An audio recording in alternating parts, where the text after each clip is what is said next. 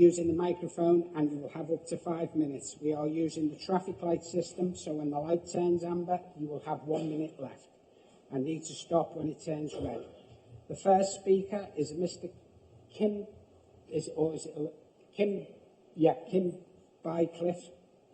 Bill Cliff, sorry. So, yeah, fine.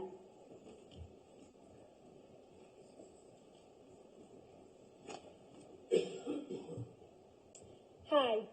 For those of you who don't know, I'm Kim. I'm one of the team members of the Cheshire West and Chester Send Accountability Group. Although really, I'm just a mum of an autistic child hoping to make a positive change for other families like mine. I thought I would speak tonight and share what navigating the political landscape in Cheshire West and Chester has been like for us as a group of politically ignorant parent carers of disabled children. Our expectation for the campaign originally was to get 20 people to stand with us outside the portal on April 30th, and that would be the end of it. Success for us was 50 people liking our Facebook page. None of us knew about politics. I didn't know about councillors, let alone that I had one who could have supported me when I was struggling to get my child a school place at a specialist school this time last year. We had absolutely zero financial backing and are constantly in the company of our children with very little time for ourselves, yet we found every spare minute of the day to dedicate time to this campaign. Some of the most validating, motivating and inspiring moments we've had through this campaign has come from the involvement of councillors. We've had some councillors go out of their way to educate themselves on the EHCP process. They've asked us for our input and opinions. They've taken accountability and admitted it's not been good enough. Councillors have taken time out of their days to support us at protests, to participate in meaningful, genuine, constructive conversations. Even though they may not have known beforehand the right language to use when talking about Send Kids, they've educated themselves so they can participate in conversations with our community. You're probably all aware that in the Cheshire West and Chester Borough Council Code of Conduct of 2022, it states, "In accordance with the public trust placed in me, on all occasions I will act with integrity and honesty. I act lawfully. I treat all persons fairly and with respect, and I lead by example and act in a way that secures public confidence." Although we have had many valuable interactions with councillors, it's not all been sunshine and roses. Throughout the last 8 months, these are some of the things we've been called by some of the people in this room: divisive, hostile, aggressive, faceless. We've been told we're responsible for officers in the Send team resigning and have been blamed for low morale. We've been told we're a type of parent, that we need to review our tone.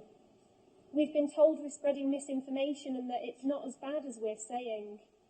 And possibly the most triggering one, that it's a national issue and there's nothing to be done locally. When the unlawful conduct, the inability to meet legal timeframes, the lack of empathetic language, the careless admin errors, the negligent communication, and all these families in crisis is blamed on a national issue, it's invalidating all of our experiences. It's invalidating the panic attack that I had when reading through an email from a Send team manager who told me my son had to go to a mainstream school, which turned out to be an admin error. When my experience locally is simply disregarded as a national issue, it's absolving all responsibility of my little boy, Jacob. I cannot stress this enough. We are not political.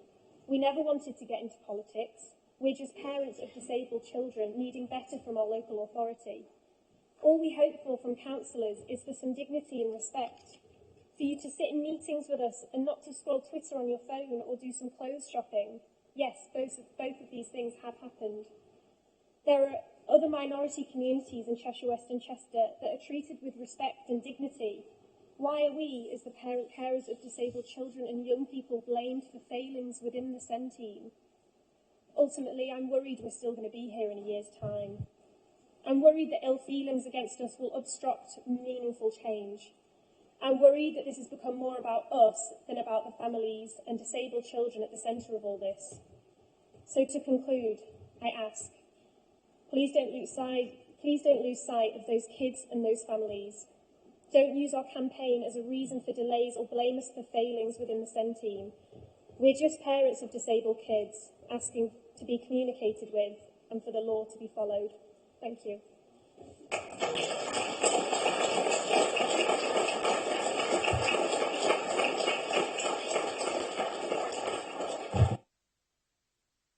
Our second speaker is Lorna. Good evening. For those of you who don't know me, I'm Lorna, and I spent my first 25 years of my career as a teacher in CWAC.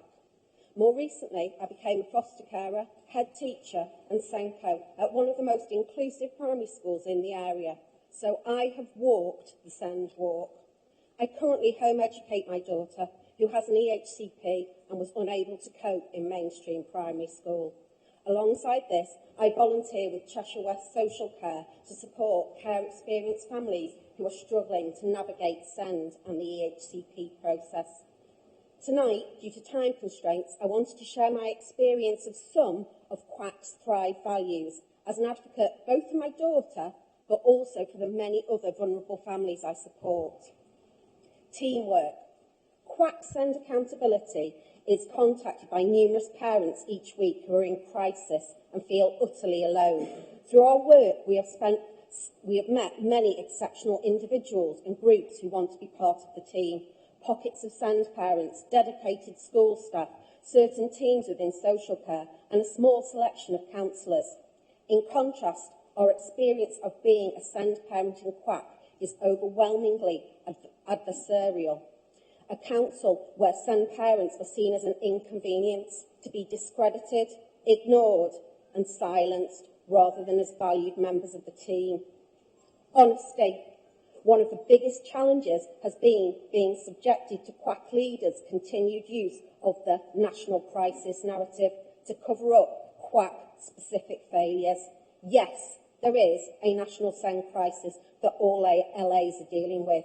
Nationally, since 2017, the average number of EHCPs completed in statutory timeframe has dropped by 15%.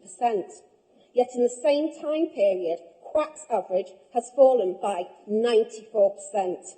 This is a 79% variance. That is a CWAC issue. The 2023 national average for an EHCP to be completed in the statutory timeframe is 49%, yet CWAC's is 6%. This 43% variance is a CWAC issue. This data regarding EHCP timeframes makes CWAC the worst LA in the North West and the 14th worst in England.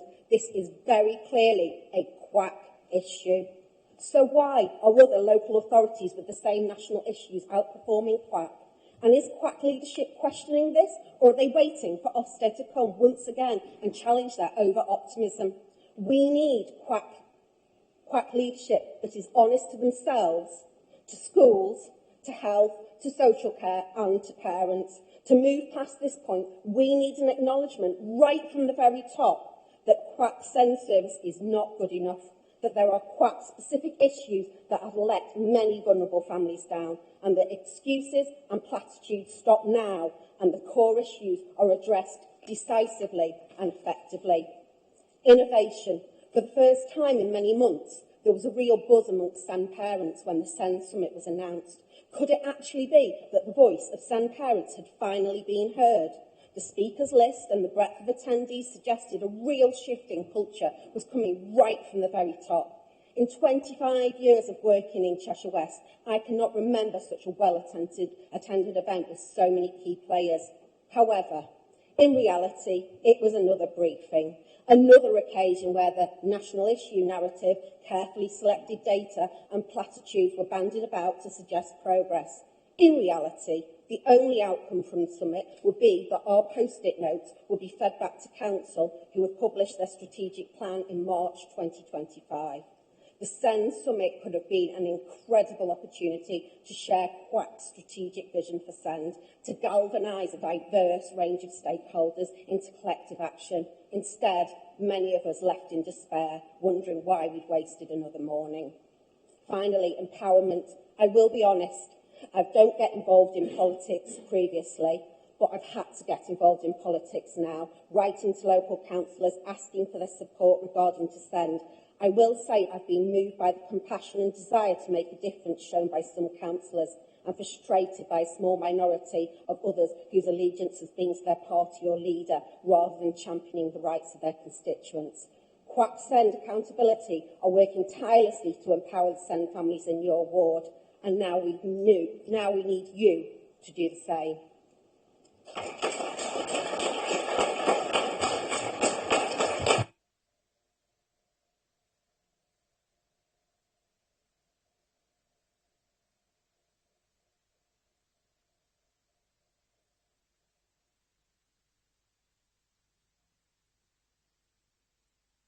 Thank you both for your talks, and you're quite welcome to stay for the rest of the meeting. Thank you. Okay, agenda item 6. Review of financial performance 2023-24. Members